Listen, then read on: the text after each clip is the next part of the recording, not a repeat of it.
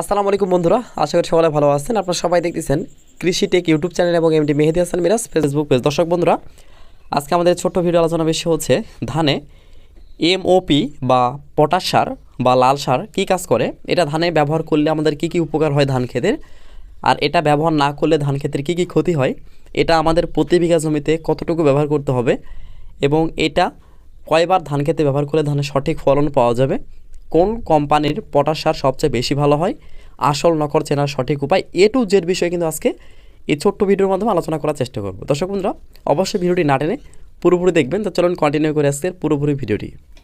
দর্শক বন্ধুরা, ভিডিওর শুরুতে আমরা জানব ধানে পটাশ সারের প্রয়োজনীয়তা। দর্শক বন্ধুরা, একটা জিনিস মনে রাখবেন যে আধুনিক জাতের প্রতি টন অর্থাৎ 1 টন ধান উৎপাদন করতে গেলে আমাদের জমি থেকে 24 কেজি পটাশিয়াম অপসারিত হয়। অর্থাৎ আমরা যদি 1 টন ধান উৎপাদন করি আমাদের জমি থেকে, এটা হতে পারে আপনার 5 বিঘা, 10 বিঘা বা 1 বিঘা, তো বিষয়টা এমন না। যদি এরকম হয় 1 টন ধান উৎপাদন করি সঠিকভাবে আধুনিক জাতের, তাহলে দেখবেন যে আমাদের 24 কেজির মতো পটাশ সার অপসারিত হবে। তাহলে একটা জিনিস মনে রাখবেন, আমরা কিন্তু মোটামুটি 1 বিঘা জমিতে এখন থেকে কিন্তু প্রায় আমরা 20 থেকে 25 মণ ধান উৎপাদন করি। তো মোটামুটি বুঝতেই পারতেছেন যে আসলে 1 টনে কত মণ হয়, অবশ্যই আপনারা জানেন। তাহলে আমরা অবশ্যই জানি যে 1 বিঘা জমিতে কিন্তু আমাদের 24 কেজির মতো পটাশ সার প্রয়োজন হয় ধান ক্ষেতের জন্য। কিন্তু আমরা কি করি, অনেক সময় দেখেন অনেক পরিমাণে কম দিই, আমরা কিন্তু 24 কেজির অর্ধেক দিই, তাও কিন্তু আমাদের ধান সঠিকভাবে ফলন আমরা পাই, অনেক সময় পাই না, অনেকে কম দিয়ে থাকে, আরও বেশি কম দিয়ে থাকি। তাহলে একটা জিনিস মনে রাখবেন, কেন আমরা কম দিলেও পটাশ সারের ঘাটতি পূরণ হয়, আমাদের জমিতে যে আমাদের ধান খেতে যে নাড়াগুলো থাকে, ধান কাটার পরে যে অবশিষ্ট অংশগুলো থাকে, সেগুলো কিন্তু পটাশ সারে পরিণত হয় মাটিতে পচে গিয়ে। তো এজন্যে কিন্তু আমাদের পটাশিয়ামের পরিমাণটা কম ব্যবহার করলেও কাজ হয়, তবে এত কম বেশি ব্যবহার করলে কিন্তু ধানের ফলন অবশ্যই আমরা কম পাই। তো এটাই হচ্ছে প্রয়োজনীয়তা। তো এখন আমরা জানবো পটাশ সারের অভাবজনিত লক্ষণ। ধান খেতে পটাশ সারের অভাবজনিত কিছু লক্ষণ সঠিকভাবে বুঝিয়ে দিই। সেটি হচ্ছে পটাশ সারের অভাবজনিত লক্ষণের প্রথম দিক হচ্ছে ধানের পাতার উপরের দিকে দেখবেন একদম ফার্স্ট স্টেপে কচি বুড়ো যেগুলো পাতা থাকবে ধানে, দেখবেন যে হালকা বাদামি রং ধারণ করবে, আস্তে আস্তে হলুদ হবে, পরে দেখবেন আস্তে আস্তে নিচের দিকে নামতে শুরু করবে পাতাটা হলুদ হতে হতে। তখন দেখবেন যে এটা আসলে এটা আমাদের পটাশ সারের ঘাটতি আছে জমিতে বা পটাশিয়ামের ঘাটতি। একটা স্টেপ বলে দিলাম। তারপরে হচ্ছে দেখবেন পোকা এবং মাকড় আক্রমণ যেগুলো করে, যেমন মাজরা পোকা, কারেন্ট পোকা, পামড়ি পোকা, পাতামোনা পোকা ইত্যাদি পোকা দেখবেন প্রচুর পরিমাণ আক্রমণ করবে জমিতে, মানে এটার আক্রমণের মাত্রা বেড়ে যাবে। তারপরে ছত্রাকজনিত সমস্যা, যেমন শীত ব্লাইট, ব্লাস্ট, আমাদের যে বিএলবি, লক্ষ্মীর গু ইত্যাদি যে রোগগুলো থাকে আমাদের দেখবেন জমিতে প্রচুর পরিমাণ আক্রমণ করবে।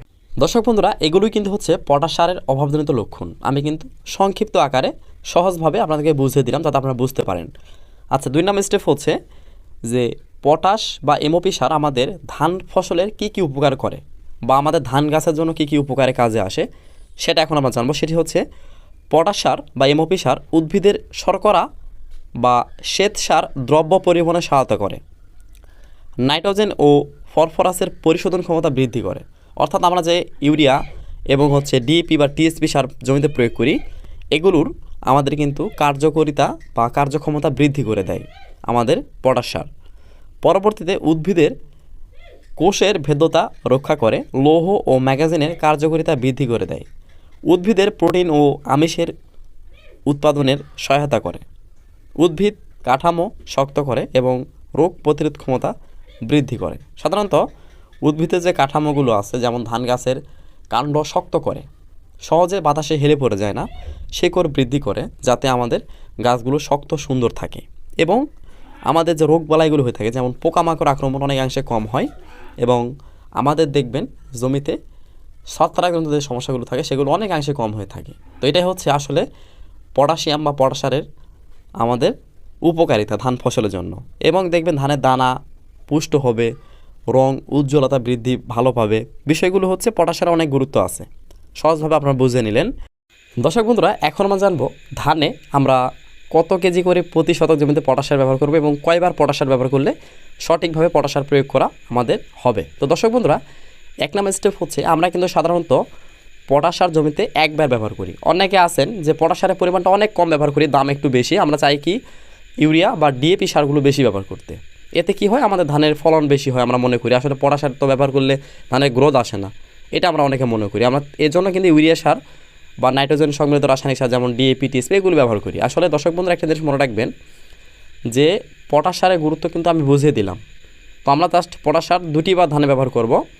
এক নম্বর স্টেপ হচ্ছে যখন আমরা মাটি প্রস্তুত করব, আমরা যখন আমন ধান, বোরো ধান, আউশ ধান, যে কোনো ধানের জমিতে যখন মাটি প্রস্তুত করব, তখন আমাদের প্রতি শতক জমির জন্য 400 থেকে 500 গ্রাম পটাশ সার, আবারও বলতেছি 400 থেকে 500 গ্রাম পটাশ সার আমরা কী করব, জমিতে ভালোভাবে মিশিয়ে আমরা মাটিতে প্রয়োগ করব।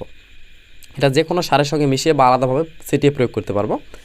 এর পরবর্তীতে যদি আমরা সেই সময় প্রয়োগ না করি, চারা রোপণের 8 থেকে 10 দিন পর আমরা উপরই প্রয়োগ করতে পারবো, কোনো সমস্যা হবে না। এবং আমাদের আরেকটি ধাপ হচ্ছে পটাশ সার প্রয়োগ করার, ধানের যখন চারা রোপণের বয়স যখন 45 থেকে 50 দিন হয়ে যায়, অর্থাৎ কায়স্থর অবস্থায়, অনেক ধান জাত অনুযায়ী কিন্তু কায়স্থর অবস্থায় আসতে 55 থেকে 60 দিন লাগে।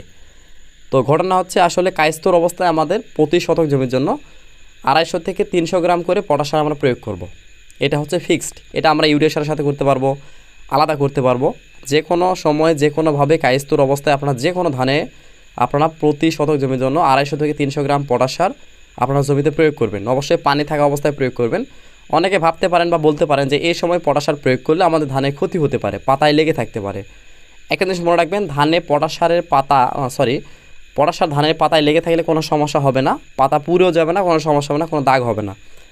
তবু আমি একটা আপনাদেরকে টেকনিক শিখিয়ে দিচ্ছি, সেটি হচ্ছে যখন আমাদের ধানে যদি সমস্যা হয় বা সন্দেহ থাকে, সেক্ষেত্রে আমাদের করণীয় হচ্ছে আমরা ঠিক দুপুরবেলা কড়া রোদের সময় 12টা থেকে 1টা বা 2টার মধ্যে, অর্থাৎ যখন শিশির থাকে না, সকালবেলা শিশির থাকে, বিকেলবেলা আবার শিশির পড়ে, তো সেক্ষেত্রে আমরা এর মধ্যবর্তী সময় হচ্ছে দুপুরবেলা 12টা, 1টা বা 2টা, এর মধ্যে আমরা কি করব, আমাদের জমিতে পটাশ সারটি এই কায়স্থর অবস্থায় প্রয়োগ করে দেব। এটা গুটি পটাশ হতে পারে, গুঁড়ো পটাশ হতে পারে, সবগুলো একই কিন্তু কাজ করে। তো আপনারা প্রতি শতক জমির জন্য 250 থেকে 300 গ্রাম, আমরা কিন্তু ফার্স্ট টাইম একবার প্রয়োগ করেছিলাম, ওই যে হচ্ছে প্রথমবার মাটি প্রস্তুতের সময়। তো ওইটা যা করছেন দেখার বিষয় নেই, আপনি এইবারও আবার করবেন। তো জাস্ট করলে আপনাদের কী উপকার হবে, ধানে পোকামাকড় আক্রমণ কম হবে, ধানের দানা এবং রং উজ্জ্বলতা বৃদ্ধি পাবে, রোগবালাই ছত্রাকজনিত সমস্যা অনেক কম হবে, এবং আমাদের ধানের পাতা লাল হওয়া থেকে বিরত থাকবে এই সময়।